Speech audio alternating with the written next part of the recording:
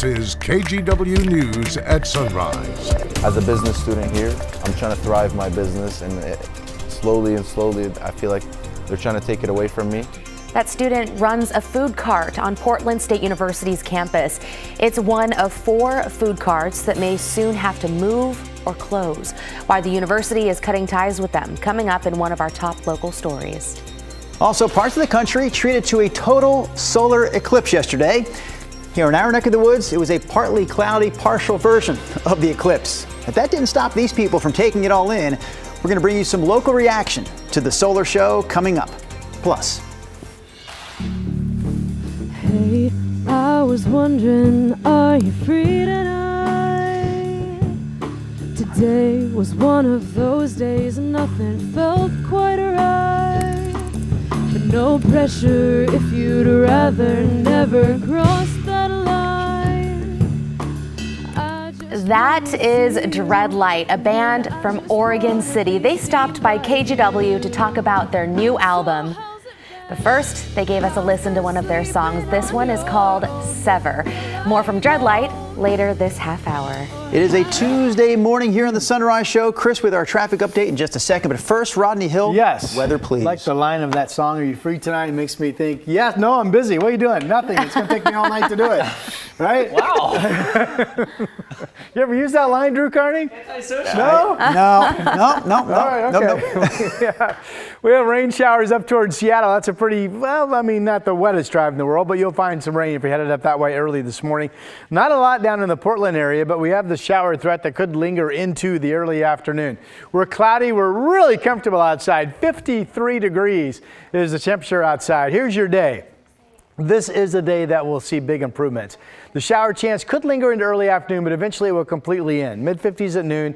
Later today, a good deal of sunshine, and at 5 o'clock, as warm as 64. Should feel really nice. Here's Chris. Rod, this is kind of a tough way to start off your Tuesday. Got a broken down truck here over on the right-hand side of the road. This is on the outbound Sunset near Washington Park. Otherwise, the freeway drive is mostly in great shape. Light volume across the system, so we're rolling along just fine. A reminder, if you're rolling on the rails this morning, TriMet continuing with that Max Blue Line service disruption. And an update from yesterday, they're now including that area from Civic Drive all the way out to the end of the line. So they're trying to make it a little more seamless for folks getting on the east end of the Blue Line. But regardless, shuttle buses serving those stops all the way to Civic Drive. And that disruption continues through Saturday, April 13th. True? All right, Chris, we appreciate that update this morning. Let's get to our top story this half hour. Several food carts on the Portland State campus are fighting to stay put, but new regulations from the city could push them out. Right, so food carts throughout the city are being forced to comply with new rules when it comes to sewage and wastewater. Alma McCarty has the story. Tucked away on a corner of the Portland State University campus. It's pretty nice to have it just like next to the library, so that's like a perk. 4 carts make up this pod. If you want the best shawarma, Sheesh has it. Including one belonging to Faisal Obeidi. We care a lot about our quality. Everything's fresh. That's why we open this, so everyone tastes back home. He's both owner and PSU student. As a business student here, I'm trying to thrive my business, and slowly, I feel like they're trying to take it away from me. Back in February, an email alerted him and the other vendors here that PSU was cutting ties. You have until July 1st. These are the rules. That's it. University officials cited wastewater disposal and the lack of infrastructure currently in place. This is our gray water tank. 2 to 3 times a week. They're called DEQ haulers. They come and they take it out. They're starting to be phased out this year. All new pods are not being approved to have wastewater cubes, so all the new construction pods have been required to connect to a city sewer.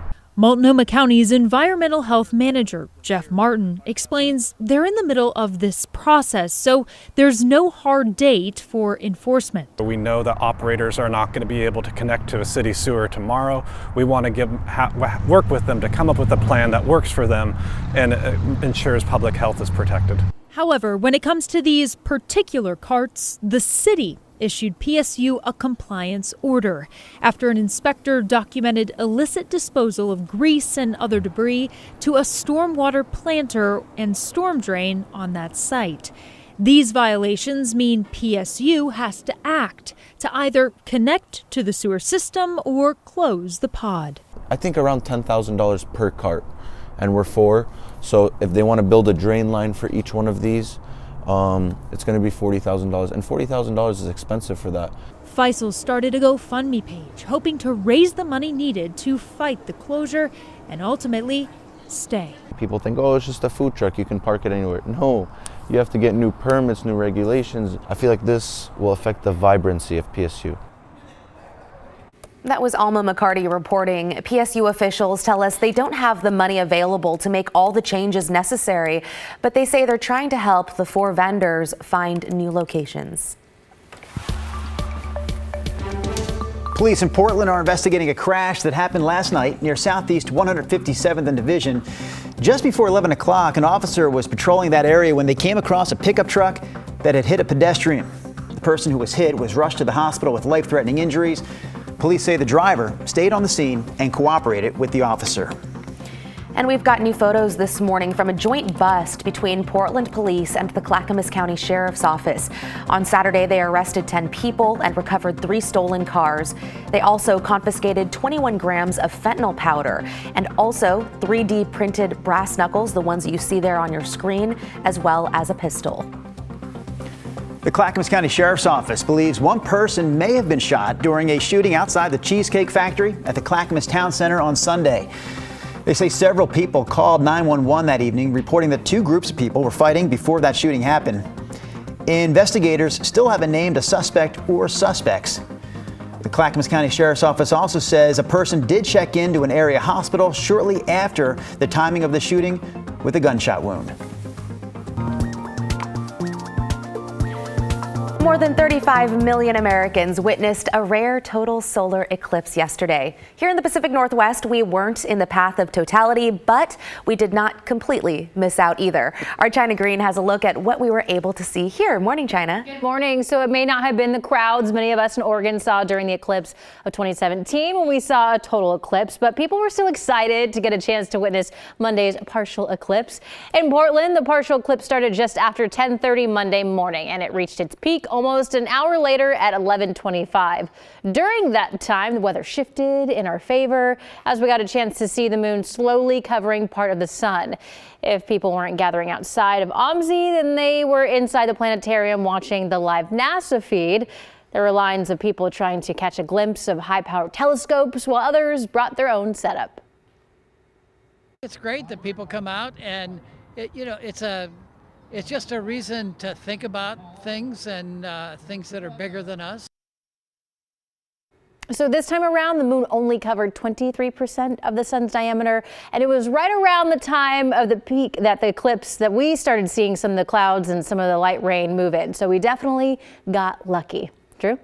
China, we heard a lot of references yesterday to total eclipse of the heart. Here's another reference right here. A couple in Texas got married during yesterday's eclipse. So they say they specifically planned their wedding to coincide with the eclipse, saying "I do" just as the moon passed in front of the sun. Good timing on their part, because the next total solar eclipse to cross the U.S., at least parts of the U.S., isn't expected to happen again until August of 2044. You know what? I was wondering about that. I was like, someone either is proposing, they're getting married, they're doing something during this eclipse. Here's the deal, though. Texas law states that if you get married on eclipse day, you can't get divorced until the next eclipse. Oh, is that right? So you're definitely stuck together for a while there. Interesting. I did not know about that law. Interesting law, Rod. I may have made that up. The National Weather Service, their office location, I believe this is from their office out in their parking lot, which is over just east of 205 off of Airport Way, if you will. Caught this image of the eclipse. So yeah, we got about as lucky as we could get, because if you think back, it was pretty much a cloudy day, but we did have some thin spots. I mean, where I live, it was dark and cloudy enough, when I looked up, I couldn't even tell where the sun was. But there is the moon right there covering up part of the sun. Again, that was our friends at the Weather Service posted that. Roy Lee caught a similar image. There is his look, and you can definitely see the sun covering up the bottom section of the sun there. And then Cynthia got to see what I got to see up in my home in Vancouver, and that was nothing. Here's her cloudy eclipse, seeing Well, nothing, but thank you for sharing that, Cynthia. All right, we have ridging building in right now, and it's going to eventually end the rain shower activity, which this morning is mostly north of Portland. In fact, mostly north of Vancouver, but there are quite a few showers up I-5 running to Seattle. 48 degrees up that direction. Portland in the city center, we are dry. Currently, we're at 53. It's dry down in Salem and 50. So the cloudiness kept us from cooling down much. In fact, it's even 51 degrees out in the Dalles this morning. Today, we have a few lingering showers this morning, maybe even into early afternoon. Now, the rain chance for even a few showers will be better the farther north you are and the farther south you are. You may not see anything. You folks in Salem may or may not see a shower. This does show a shower at 1:30 this afternoon. That would be about the final pop. And then we go completely dry with increasing sun eventually this afternoon. And that will be the case really across all areas. Here we are at 4 p.m. For the most part, everybody's starting to get sun and the shower chance is ending. So it will turn into an improving afternoon and really some pretty nice weather coming our way. Corvallis 59, Salem up to 63 today, again becoming dry with the rain chance completely ending this afternoon. That was a shower chance down the Mid-Valley. There are showers currently up in Cowlitz County. We'll see some decent shower activity, I think, this morning in Clark County as well. But eventually becoming completely dry. Vancouver and Portland up to 64. Now, at least a chance of some spots getting near 32 overnight tonight. With that said, though, tomorrow's a big warm-up day of 70. I've got Portland at 39. And then clouds increase, but we stay dry during the day on Thursday, 66. A couple of nice days coming. Friday, showers, and then Saturday, dry, and then a PM shower chance on Sunday. The weekend is looking so much drier and better overall than it was at this time 24 hours ago, and that is your update. Yes, very exciting stuff. Okay, thank you.